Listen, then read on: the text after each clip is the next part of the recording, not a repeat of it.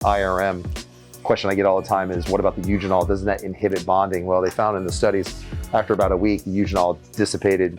Not worry about the bonding. She's going to be in these for months as additional implants go in, especially for people in my practice who are traveling a lot. Got a lot of people who are transient between here and up north. So the reality is, I like the temps to be on and on solid.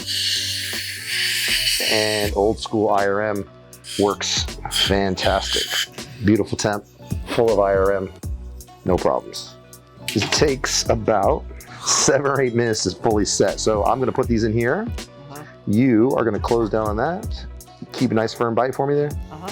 Nice and firm like that. She'll clean up the excess cement. And we'll see you when the next temp comes in. All right. Good to see you, Mama.